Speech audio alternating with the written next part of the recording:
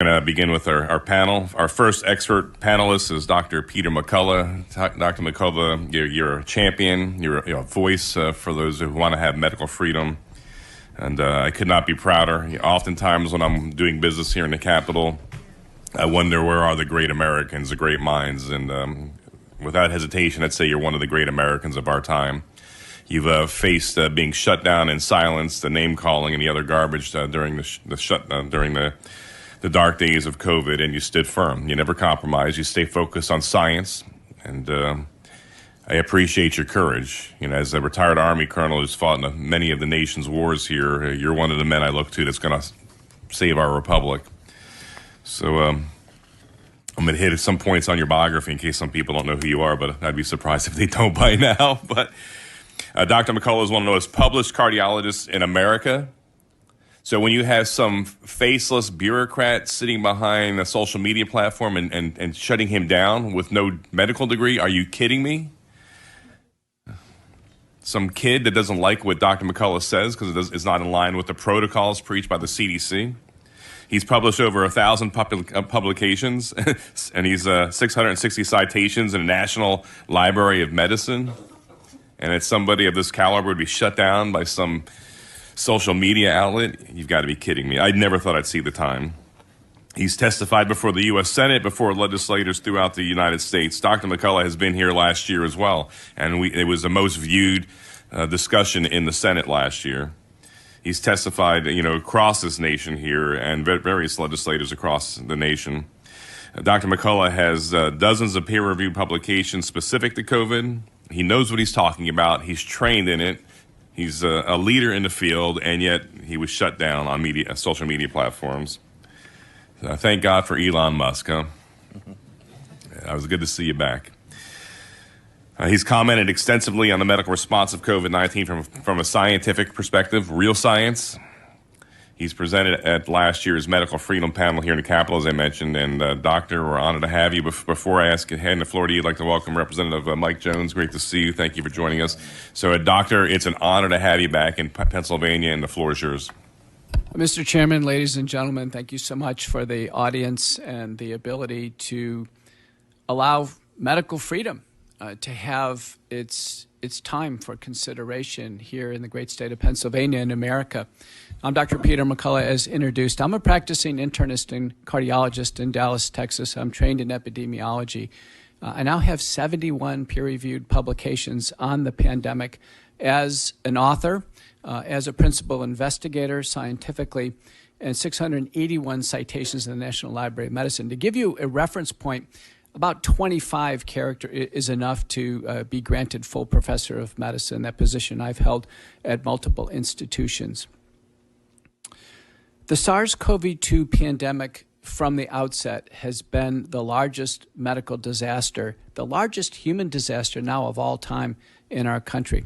And the stories that you're hearing represent casualties analogous to casualties in war. December 10th, 2020, the Pfizer vaccine was emergency use authorized. Prior to COVID, emergency use authorization was only for military means, only for vaccines and other products used in the military. That mechanism was never used for a product to be used publicly. Messenger RNA is an old technology. A paper by Lalani and colleagues in the British Medical Journal characterizes U.S. efforts to develop messenger RNA since 1985. The United States had poured tens of billions of dollars into this technology. Nothing had come out of it. In 2012, DARPA, the research division of the military, announced the ADEPT P3 program, which said that they will use messenger RNA technology to end pandemics in 60 days, pandemics that our military would face. So it has been a U.S. government aspiration to use messenger RNA technology for a very long time. This technology was ready to go on the shelf. Operation Warp Speed just quickly brought it into testing. 3 days into the U.S. National Declaration of an Emergency, Stéphane Bancel from Moderna announced that they had a vaccine. 3 days into the emergency. And what we learned is Moderna had co-written its patent with the U.S. National Institutes of Health years ahead of time. So there was great planning for the possibility of a SARS-CoV-2 pandemic. In the last 90 days, the U.S. Congress Select Committee for the Origins of the Coronavirus has revealed that the origin of the virus was the Wuhan Institute of Virology in Wuhan, China. And it was work done by U.S. researchers led at the University of North Carolina, Chapel Hill, Ralph Barrick as the senior author, who in 2015 had published papers describing the creation of a chimeric virus, an intentionally human-engineered virus. And those papers were published in Nature Communications and the Proceedings of the National Academy of Sciences. In the House investigation, we learned that former NIAID Director Anthony Fauci and NIH Director Francis Collins in January of 2020 held a teleconference with leaders in virology worldwide to create a deception campaign to lead the academic and public communities to believe that the virus arose out of nature. The official U.S. government narrative for 3 years was that the virus spontaneously rose out of nature in Wuhan, China. And in the last 90 days, through investigation led by the committee led by Representative Comer, assisted by Representative Chip Roy and others, I've had personal communication with Chip Roy on this. Our government agencies have all done an about-face, including the CDC via former Director Redfield, the National Security Administration, the FBI, the Department of Energy. They have all capitulated and have stated that indeed the virus came out of the lab in Wuhan, China, and to make matters worse, those agencies had oversight over what was going on.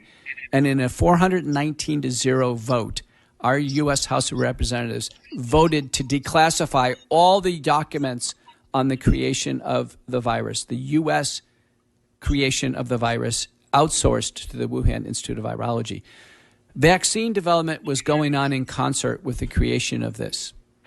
It was done in a biosecurity level 4 lab in Wuhan, China.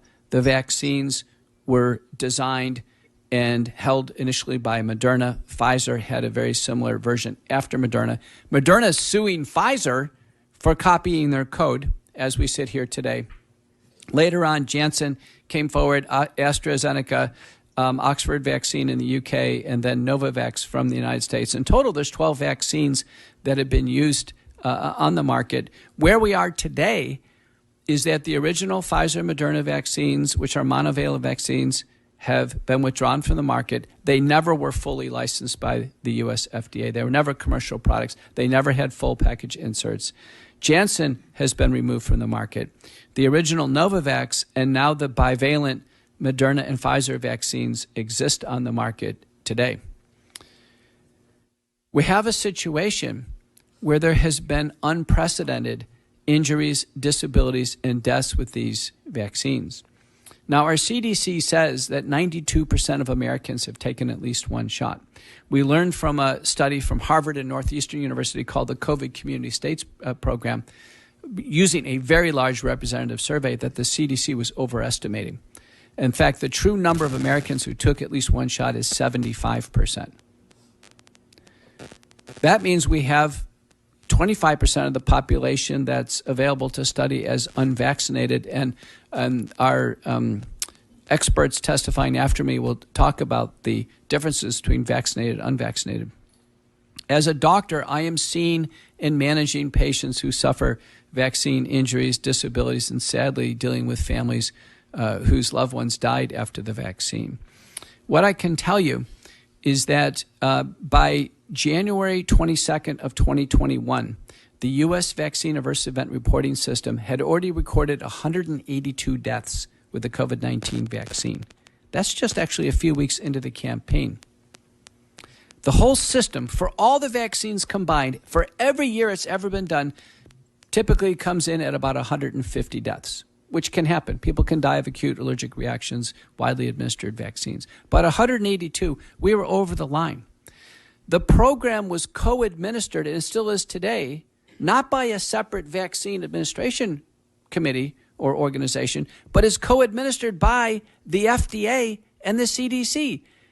Neither of those two agencies have any historical experience in administering a big vaccine campaign. Neither should they. The FDA is supposed to be a separate watchdog on drug safety. The CDC is strictly to do outbreak investigation, data analytics, and in vitro diagnostics. None of them have a role in directly administering a vaccine program. So by conflict of interest, neither one of those organizations was ever going to stop this campaign for safety. This campaign should have had an independent data safety monitoring board of experts to be reviewing data on a monthly basis. And when they saw a signal, as one was seen in January 22nd of 2021, the program should have been immediately paused to figure out why were people dying after the vaccine.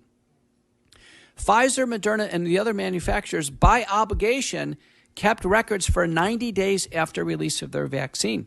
By obligation, by regulatory obligation. None of them voluntarily disclosed their data to the U.S. public. They did to the FDA. And under court order, after many, many months, Pfizer was forced to release their data that the FDA knew about. In fact, the lawyer for the FDA wanted to block this information for 55 years to the American public. This is prima facie evidence that the FDA is involved in a drug safety cover-up. What we learned from that dossier is that Pfizer knew about 1,223 deaths within 90 days of their vaccine, sometimes many patients on the same day they took it or a few days afterwards. It exactly matched the early data in VAERS. And Pfizer intentionally kept this confidential. The FDA kept it confidential. To this day, not a single Pfizer representative has been questioned by any congressional or Senate committee on this. Moderna still has not released their data. The president of Moderna has been before the U.S. Senate, was never asked about the 90-day regulatory dossier of what the vaccine manufacturers know. Now we have 3,400 and growing papers in the peer-reviewed literature on vaccine injuries, disabilities, and deaths. 3,400 papers. This is astonishing. From case reports to case series, pathophysiologic studies, conclusive studies showing the vaccine is the cause of these injuries. And they fall into four broad categories. The first one is cardiovascular. The vaccines cause heart damage. It's called myocarditis. I see this routinely in my practice every day. The U.S. FDA and regulatory agencies agree the vaccines cause myocarditis. That's heart inflammation. The genetic vaccines install the code for the lethal Wuhan spike protein, and the spike protein damages the heart. As more and more blood flows through the heart, more vaccine is deposited. In cardiology, we have guidance and clear practice patterns and community standard of care patterns that say before COVID and before the vaccines, if a person has myocarditis, they cannot participate in sports because a surge of adrenaline, a surge of stress hormones can precipitate a cardiac arrest. So in my practice, I have never let a person with myocarditis, whether they feel it or not, ever participate in sports. Now, before the vaccines, the U.S. NCAA, Big Ten League, the U.S. military, the Israeli military, they had screening programs for myocarditis because there was a concern that COVID could cause myocarditis. And they found a handful of cases that probably met a definition. They were clinically inconsequential, no hospitalizations, and no deaths. They all gave up screening for myocarditis. Then we bring in the vaccines, which the regulatory agencies agree cause myocarditis, and none of those organizations resumed screening for myocarditis. And so we've seen unprecedented deaths of athletes. In the European sports leagues, I've published with Dr. Polykritis from Italy that in a stable period before COVID-19, the rate of cardiac arrests under age 35, pro and semi-pro, that's a lot of people in these leagues, 29 cardiac arrests per year. Before COVID, now since the vaccines, that number annualized is 283. sudden cardiac deaths. We see montage reel after montage reel of sudden cardiac death. I can tell you as a cardiologist, there are 2 periods of time where the body has a surge of adrenaline. It's during sports, and it's also about 3 a.m. to 6 a.m. do the normal waking cycles. And those are the 2 patterns where we see death of unknown cause. Now we see report after report on a daily basis of death of unknown cause. It's my conclusion as a cardiologist that it is the vaccine until proven otherwise. With myocarditis now, we have autopsy-proven conclusive papers published by Verma, Washington University in St. Louis, by Gill, Connecticut, University of Michigan and Minnesota, by Choi in Korea, of fatal vaccine-induced myocarditis in young people. Conclusive autopsy proven. It is unequivocal that the vaccines cause a form of cardiac death due to myocarditis. For that reason, one death should have caused all of these to be pulled off the market. Recently, the FDA pulled an eye drop off the market because of an unusual side effect that caused death. One case. And so this has gone on because there is no data safety monitoring board. The FDA is actually administering the program. They're not providing any safety protections for Americans. And in this cardiovascular category also includes acceleration of atherosclerotic cardiovascular disease, heart attacks, and need for bypass surgery and angioplasty, includes stroke, both hemorrhagic and ischemic stroke. These are all described in the peer-reviewed literature. The second major category is neurologic. And you've heard reports today from 2 patients who suffered neurologic damage from the vaccine. Their neurologic damage, in addition to stroke, can include syndromes such as Guillain-Barré syndrome, ascending paralysis, of which has been described with all the vaccines, forms of neuropsychiatric conditions, including acute psychosis requiring hospitalization, progression of Parkinson's and other neurologically debilitating diseases, well described in the literature. And then a broad group developing small fiber neuropathy. And you've heard about that. Numbness and tingling in the hands and feet that's relentless. Seizures have been reported. New onset seizures reported in the peer-reviewed literature. People requiring epilepsy. Blindness from multiple mechanisms. Hearing loss. There are untold numbers of senior citizens who took these vaccines who now have these progressive problems to deal with. The third category is blood clots. The vaccines unequivocally cause blood clots through the mechanism of producing the Wuhan spike protein. The spike protein, which is now in the bodies of everyone who've taken these vaccines, promotes blood clots, large blood clots. A paper from the FDA by Wu and colleagues from the US FDA published in the peer-reviewed literature described thousands of blood clots that they had in a sample going from the ankle to the hip, the largest blood clots we've ever seen, shooting to the lungs. 11% of cases in the Wu paper were fatal. My experience with these blood clots are they're enormously resistant to blood thinners. We're using all different types of blood thinners, adding additional drugs, and they are not going away like characteristic blood clots. Studies show the Wuhan spike protein is inside the blood clots and it's folding, forming what's called amyloid structures. Amyloid structures are like rubber in the human body. They look like rubber, and the blood clots are large and rubberized, and they are not being dissolved. A very disturbing paper recently published by Lee and colleagues with a sample of millions and millions of patients from 2021. They had unvaccinated and vaccinated. They did careful retinal scans. This is astonishing. They found astronomical rates of blood clots in the retinal arteries and retinal veins in those vaccinated compared to the unvaccinated. And that was only with 2 shots back in 2021. 2 years later, these still exist. They're still there. The risk is there. So what I'm telling you is these vaccines have a very long effect in the human body. And when we see blood clots in the arteries, small arteries and veins of the eyes, they're reflecting what's going on in the body. The blood clots are coming from elsewhere. And so they certainly can be a cause of blindness, but is a general reflection of blood clotting occurring through the body throughout. This is a very large study, and it's the longest study showing that there is a tail, at least a 2-year tail, of risk and concern of anyone who's taken one of these vaccines back in 2021. Fourth category and final category are immune syndromes. There are now immune syndromes that occur after the vaccines that are well accepted in the literature. In fact, they have acronyms. One's called vaccine-induced thrombocytopenic purpura, VITT. It's a blood disorder where there's clotting and bleeding. It requires hospitalization. It's a medical disaster, and roughly a third die in the hospital of this horrible death. Another syndrome is called multi-system inflammatory disorder. Typically occurs in younger people. We have Americans who have had this syndrome where their organs have all been damaged. They end up with tracheostomy tubes in wheelchairs.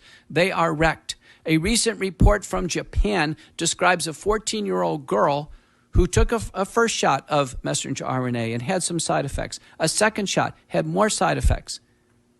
And then 6 months later, she takes the booster. Her sister describes her having trouble breathing that night, and the parents find her dead the next day. They do an autopsy.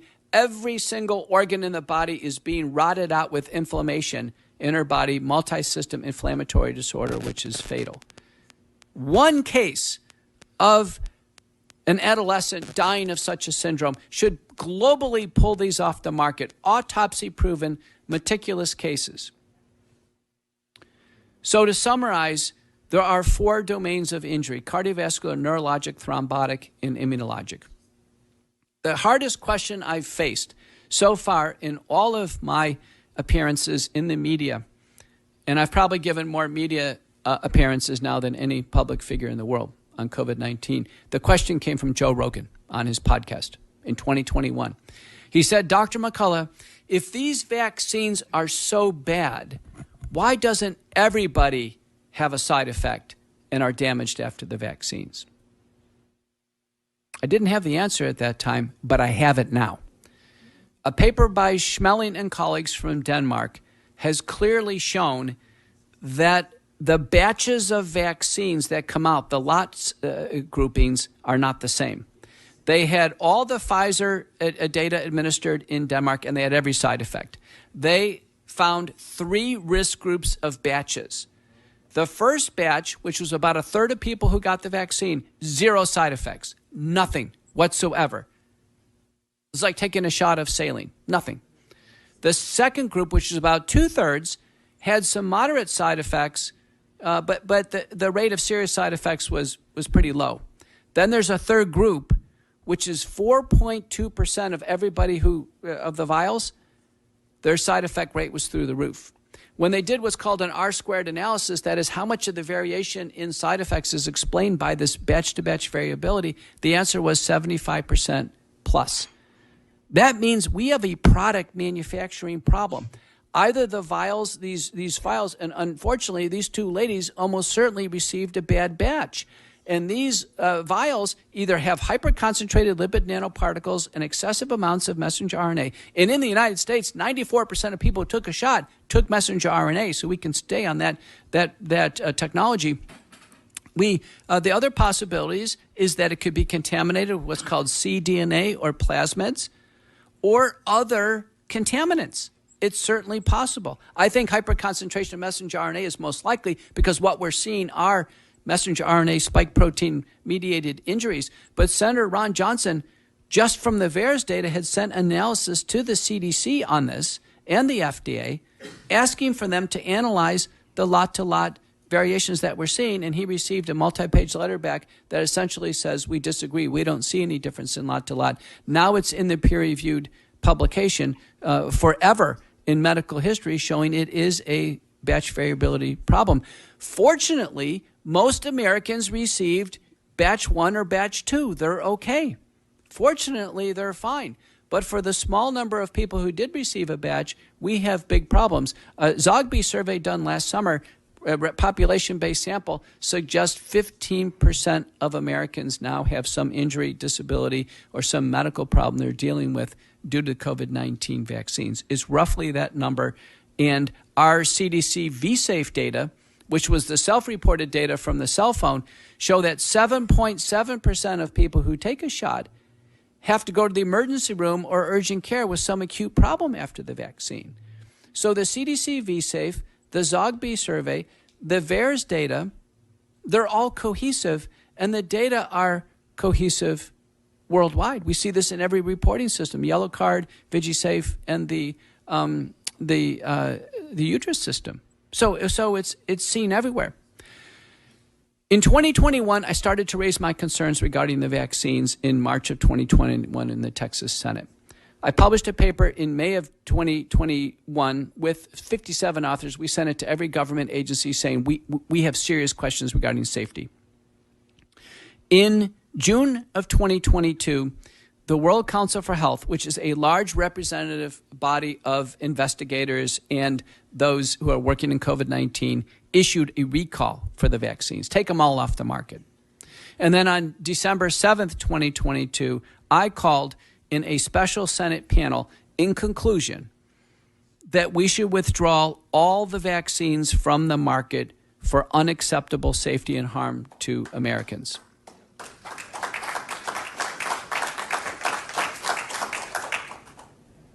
There has been no response from our regulatory agencies in terms of pulling these off the market. There still has been no change in the stance of our regulatory agencies.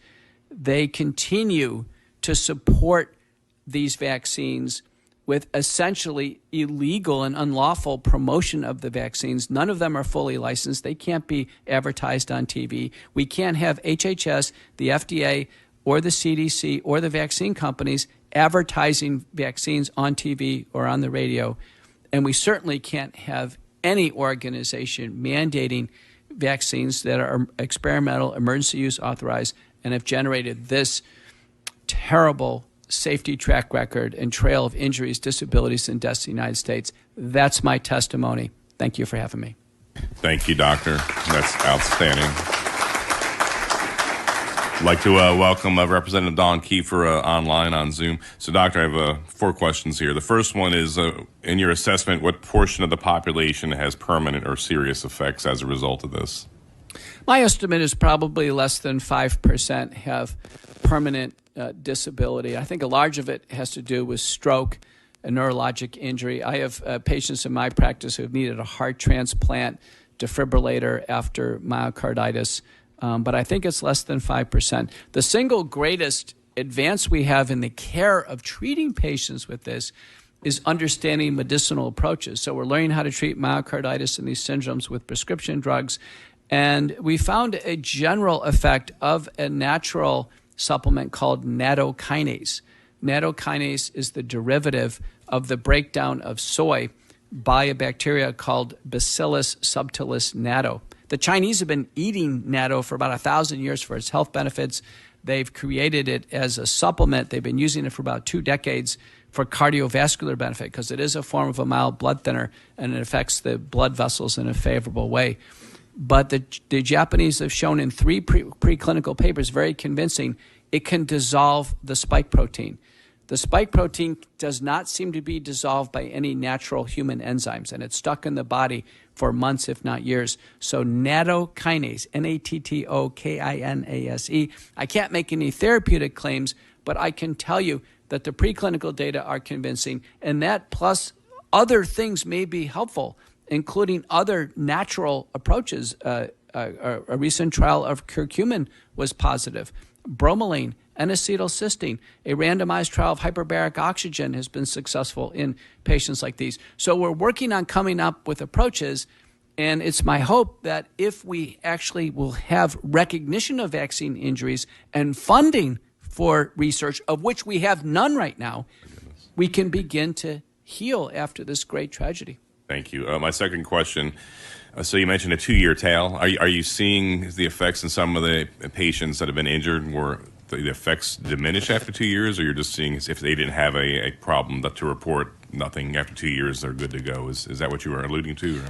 Seeing both. I think syndromes are diminishing over time very slowly. Obviously, the 2 presenters today are representative of 2-year syndromes now, which have been life-altering. there are clearly people who just never have a problem with these shots, and we think they've received the low-risk batches. And when they're in those low-risk batches, nothing seems to happen from the point they take the vaccines and onward. So we have to hope the people in our family circles are in those lucky groups. And also related to that, so treatments and protocols, where are you hanging your hat? For instance, with the spike proteins, are they there forever once they're in your body? Work by Bruce Patterson at InCellDX is the best work we have available. In severe COVID, people hospitalized, he was able to find the S1 segment stuck in white blood cells for 15 months after the infection. After the vaccinated, he's been able to find the full-length spike protein, the S1 and the S2 segment, again stuck in white blood cells for at least 9 months. But that's as long as he's looked. A paper from Stanford, from Roklin and colleagues, has found the messenger RNA, which is the genetic code for the spike protein, stuck in lymph nodes at 2 months. But that's as long as they've looked. So I can tell you, both the messenger RNA and the spike protein are long-lasting in the human body, probably months, if not years. So also related to that, then, of course, with the endeavors to put mRNA in our food supply, when you ingest those, is that similar to an injection where it enters your body and becomes part of your problem? December of 2022, Zhang and colleagues from a small Chinese company took a restricted segment of the genetic code for the spike protein, the receptor binding domain, and they were able to stabilize it in an exosome, a phospholipid packet, like a milk bubble. And they actually gave milk through feedings to mice. And with 3 feedings, they were successfully able to immunize the mice.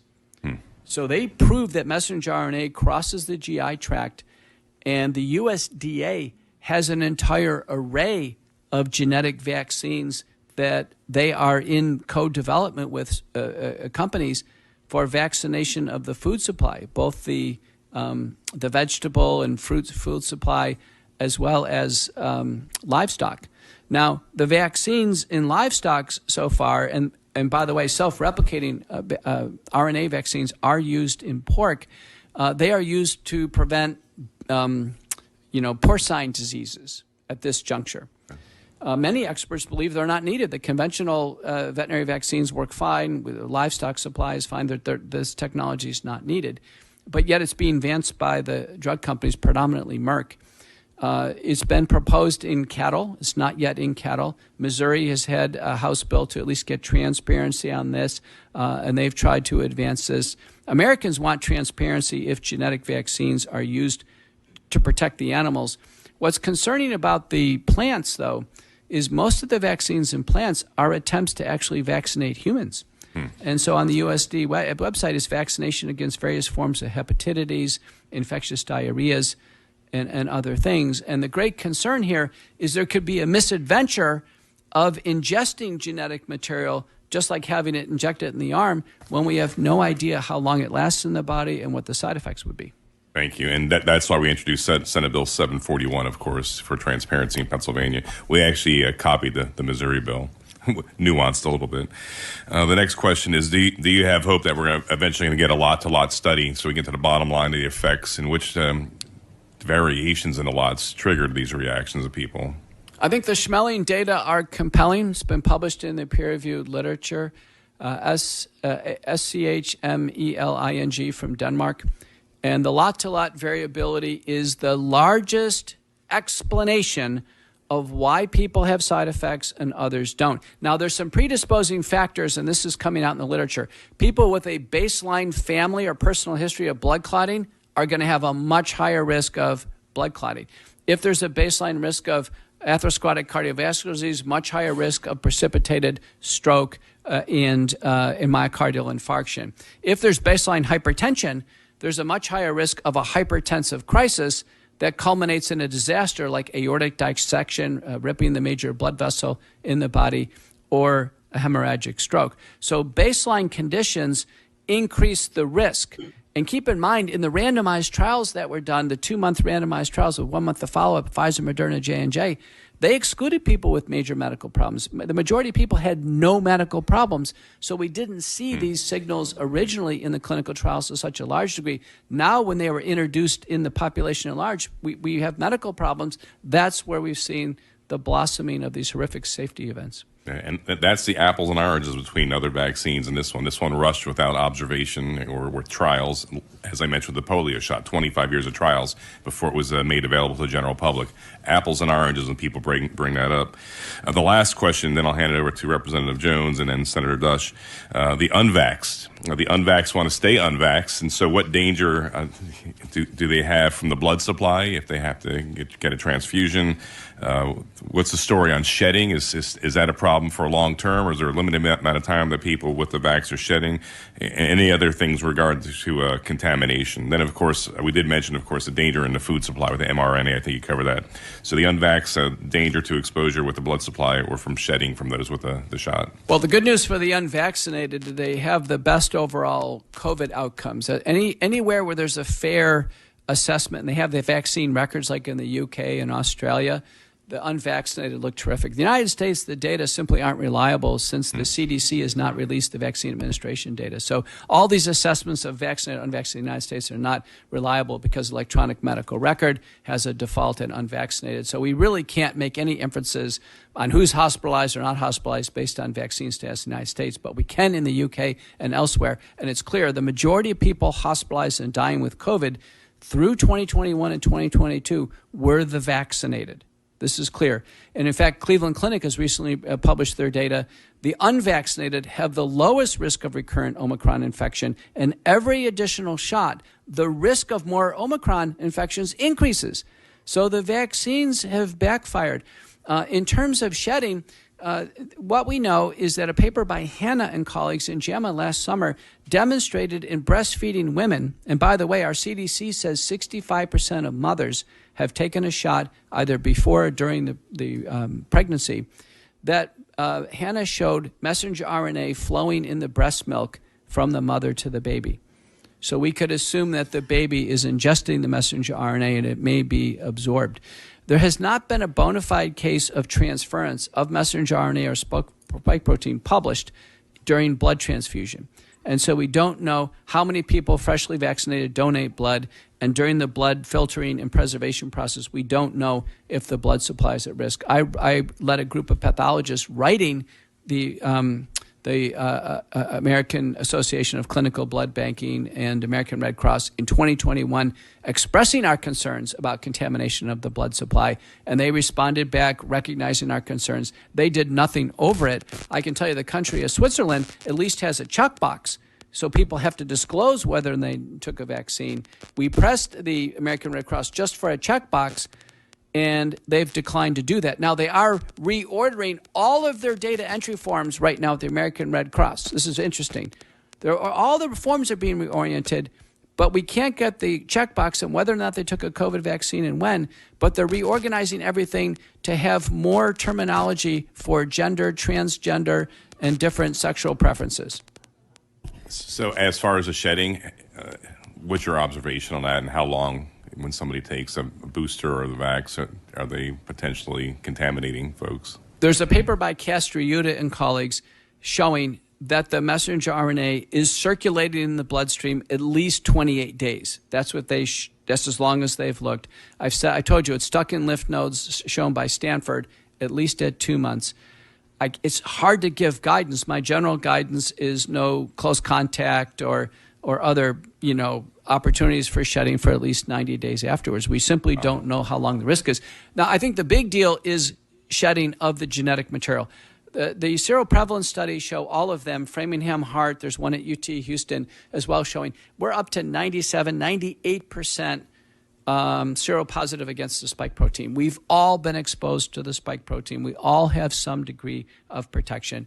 What people are worried, many people, as you pointed out, lost their jobs, have been professionally damaged for not taking a vaccine. The last thing they want to do is get it inadvertently through transmission. Thank you, Dr. Mike. Thank you, Senator. Thank you, Doctor. I just want to start by thanking you for your all the work and the courage that it's taken to stand up when so many doctors, I think, believed, at least at some level, what you believe and lacked the courage to say so. For a whole nother myriad of reasons that we should. It's a scary time when doctors aren't at liberty to speak their mind. My first question is, what's your IQ? Because I have never seen such impressive testimony from someone not using a single note. That was pretty phenomenal. You don't have to answer that question, by the way. I'm putting it somewhere north of 170, though. But in any event, a couple questions, and just sort of playing devil's advocate, to be clear, certainly not disagreeing. Because my question was the same as Joe Rogan's question, quite frankly. And you answered that, but then you went on to say that batch one seems... Why would you pull everything versus pulling the bad batches only, which is assuming you can track where they came from, which I certainly hope we could. Why would someone not take the vaccine if they knew it was from, quote, batch one or a safe batch? So if the vaccine was perfectly safe, why would not want somebody, not take one? The first point is natural immunity. So if someone's already had the infection, we now have data, Kemotelli and colleagues from Qatar, and a very good paper to quote is Chin and colleagues from the U.S. prison system. This is amazing. If one's already been through Delta or Omicron, in the Chin study, New England Journal of Medicine, October 2022, zero risk of hospitalization and death. Zero. So one can get the infection again, but it's so mild, it's like a common cold. One wouldn't take a shot for that. So clearly, if someone's been through the infection, a paper by Clausen and colleagues from Harvard estimates 94% of us have been through the infection.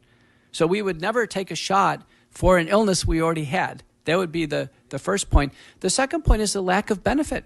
There's never been a prospective randomized double-blind placebo-controlled trial showing the vaccine reduces hospitalization and death. It actually doesn't reduce severity of disease, not shown in any study. Now, the CDC acknowledges it doesn't stop spread or transmission. They came out early in 2021 and said, listen, the vaccine's not working. It's not stopping spread. So if it doesn't stop spread, it doesn't reduce severity of disease, it doesn't provide any meaningful benefit, one shouldn't take it. Thank you. And then did I understand correct? And to be clear, you're looking at someone that banked on natural immunity, and as far as I know, my entire family did as well. So I'm with you 110%. And I think the idea of vaccinating children who were at incredibly low risk, it was just criminal is a good word for it, as somebody said. Did I understand you to say that most who had died from COVID were the vaccinated, not the unvaccinated, or did I mishear what you said? In the UK, Australia, South Africa, where they have good data systems, the contemporary, let's say late 2021 and 2022, the majority who have been hospitalized and died are fully vaccinated. So right now, New South Wales just put out their data. Now, Australia is interesting because they had pre-vaccinated the whole country and then COVID got there late. So Australia was the real test of whether or not the vaccines would work, and they failed colossally. So the most recent analysis, 99% of people hospitalized and died are fully vaccinated. United States, our CDC tracked these breakthrough infections. They tracked, people reported to the CDC, May 1st of 2021, the CDC was overwhelmed with fully vaccinated Americans who were being hospitalized and died. They gave up. They put a notice on their website. They said, we gave up. We cannot track breakthrough infections. The vaccine was failing so badly. So what about all the people that died before vaccines were even on the market? I mean, they were unvaccinated and died from COVID, correct? They died in an analysis by Verdkirk and colleagues, and this was the subject of our testimony last year. Verdkirk and colleagues, a large sample, this is really tragic. Those who were hospitalized and died of COVID, they did so because of a lack of early treatment. They didn't get comprehensive early treatment. And the drugs work in combination. It was never about any single drug, and it's absolutely heartbreaking. I think the featured emergency use authorized products that were safe and effective, every American should have gotten these in the emergency room before they went into the hospital, were monoclonal antibodies. I used them extensively in my practice. They consistently worked. And sadly, only 15% of Americans got these in the emergency room or urgent care. And when they got them, they survived the hospitalization. The question on the table here in Pennsylvania is, why don't you review hospital system activity? What hospitals actually gave monoclonal antibodies and saved lives, and which ones didn't, and why didn't they give it? Yeah, that was also criminal. I mean, to not treat people out of basically political correctness, keeping you from fulfilling your Hippocratic oath. There's a lot of injustice that needs to be rectified here. I'm trying to be sensitive to time here, but I know I have a couple friends in the medical field. The clotting is like undeniable. I've seen pictures. The clots they're pulling out of people are just unprecedented. What they've had trouble distinguishing was how do you demonstrate that was caused by the vaccine and not by COVID? I think the Wu paper that I cited from the FDA is definitive. I mean, they are reporting clots that doctors have diagnosed this by ultrasound or venography that are enormous. Now, the reports that we're seeing of clots post-mortem, I think that's a little bit more problematic. Now, blood should liquefy after death and be drained out. That's what the morticianers do. They were finding blood clotting and then doing dissection and pulling out large clots. Some of that could have been just post-mortem thrombus formation that's driven by endogenous spike protein. The post-mortem studies don't have a good characterization of vaccinated versus unvaccinated. It's just an observation that they're making. But I think the FDA paper is conclusive. All the vaccines cause blood clotting. The peer-reviewed literature, the autopsies, there's hundreds and hundreds of autopsy studies now, and they're describing, fatal pulmonary emboli, thromboembolic diseases. You're right. It's inarguable that the vaccines are prothrombotic. This recent study showing the blood clots in the eyes by Lee and colleagues is extraordinary. It's in a massive sample size. Thank you. And am I good still? Okay. I'll do two more and then I'll cut off because we could talk all day, and hopefully we'll have a chance to talk later. And thank you, Senator, for holding this hearing. Do we have any, and this may be beyond your purview, or I'm certainly asking you to speculate a bit. I have my own hypothesis or two. You talked early on about the process of this virus being created in Wuhan and I guess at the direction of the, why would someone create such a virus? I mean, do we have any insight into that? I'm not at all expert, but well, I guess why my part of my concern is that, we have a real demographic problem in this country. I'm guessing it's even worse in China, where they had this evil one-child policy for years. And when I say a demographic problem, I mean that our population's aging, the baby boomers, or people are living longer than ever. And it seems to me if you wanted to come up with a solution, certainly a Chinese-type solution, to take out the old and the weak, this would be the ideal virus to do so. And that's just a hypothesis. But do you have any insight into that, or why does somebody create such a thing in the first place? In the Ralph Barrick papers published in 2015, where Menachery is the first author, Barrick is the senior author, Nature Communications, Proceedings of the National Academy of Sciences, these are very good journals. They thank the National Institutes of Health and the National Immunology Allergy Branch and the Wuhan Institute of Virology and the go-between NGO organization, the EcoHealth Alliance.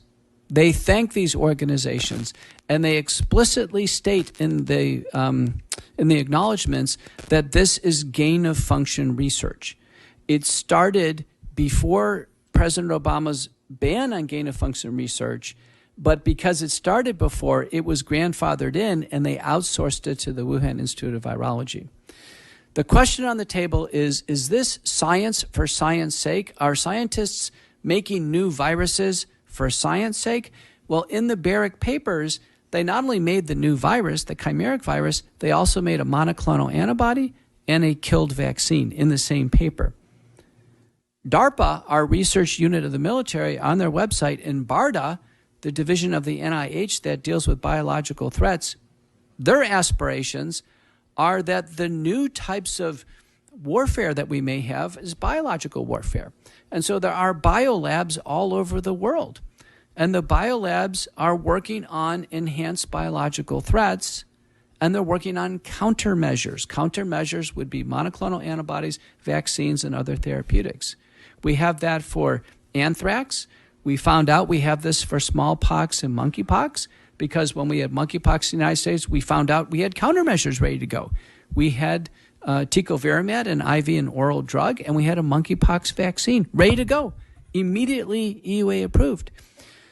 So 20 years ago, we heard about ballistic missiles and defense shields and other things.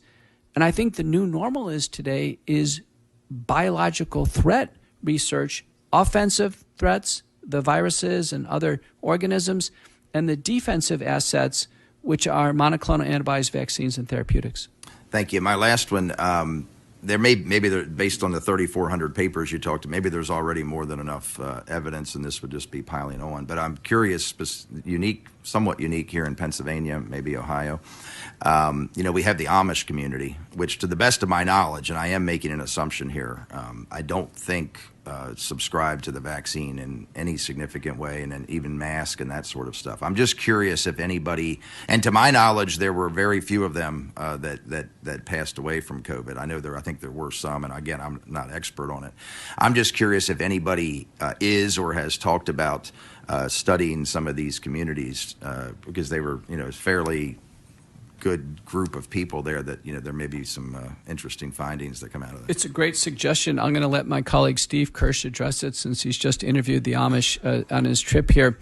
Let me say there are 3 papers, Subramanian, Kempf, and Beatty, all showing that the least vaccinated countries had the lowest amount of COVID and the lowest number of deaths. Haiti, Ivory Coast, and some of these very poor countries, they couldn't afford the vaccines. They did the best with COVID. The United States, which is a heavily vaccinated country, UK, Australia, and others exceed us, but the United States leads the world in COVID deaths. We're number 1 in COVID deaths. We're only 1/6 of the world's population. Wow. Thank you. Well,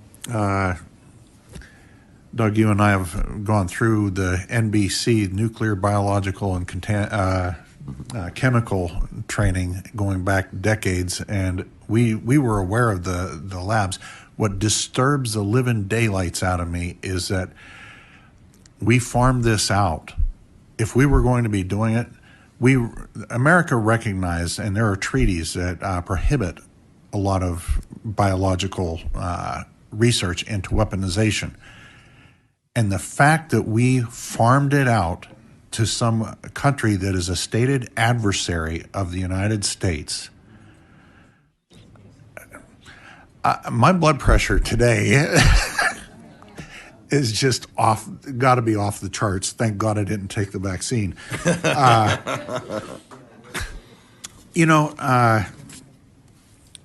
You had mentioned about the Department of Health not allowing advertising. That's the federal. Our state Department of Health has these billboards out there saying, "I vaxxed my child." Is there a prohibition for the federal government that prohibits them from doing that? Pharmaceutical and biologic product advertising falls under the Truth in Advertising laws, the U.S. Drug and Cosmetic Law, and the Landman Act. The Landman Act is very important because Landman Act says what's on trial here is science, that there must be fair balance on the claims that something does something, but also the side effects. And you know this when you see TV commercials on things, the side effects are always given. The vaccines are actually being advertised and promoted without fairly telling people about the side effects. Exactly. And without fairly telling them that they are not yet licensed by the FDA. No unlicensed product may be promoted, period. So this is in gross violation. So anybody putting up a billboard, and no matter what agency they are, state and local or federal, are violating our own laws. Thank you. And I'm glad, as you brought up, how the federal government has finally capitulated. That's the exact appropriate term. They've acknowledged their complicity in this to an extent. We need the doors thrown wide open on all of this stuff. And you know what? I know we've got some other testifiers here that have to be in some other locations. I want to save the time, but if at some point I'd like to get your information, because I think for the sake of my constituents and others, I'd like to maybe do an online podcast kind of thing to set up and have a lengthy discussion into some of the areas that I have questions on. But I do want to be mindful of the time. God bless you. Keep up the fight, brother. Thank you. I'm happy to, Senator. Doctor, we appreciate you. I remember last year we had our acting Secretary of Education here, and they were pushing the masks. And I asked how many deaths there were in Pennsylvania schools, and they didn't even know what they're talking about. They didn't know. But I've come to find out for 0.00001% of the population, they're forcing masks on kids. And it was just incredible. I call it mask psychosis. And I don't know that we ever saw a time, I never dreamt of a time where we're going to see people just shut down their brains, sitting alone in a car with masks on, and with. Well, let it me was just great times. a Cochrane analysis. It was one of the leading analytic groups in the UK, published an analysis on public masking. Dozens and dozens of randomized trials, observational studies. Zero impact. Public masking had zero impact. And even today, the CDC says the only time we need to wear a mask is in a healthcare setting when we're coming face-to-face with a COVID patient, just like we would for any other respiratory disease. So what the CDC says now is correct. What was wrong was 3 years of perseveration and hyper-focus on masking, which was while people were being hospitalized and dying. The focus was on the wrong part of pandemic response. Our principal focus should always been treatment of high-risk people, particularly our seniors, to protect them, and not making public policy about masks. Thank you. Thank you, sir. God bless you. We appreciate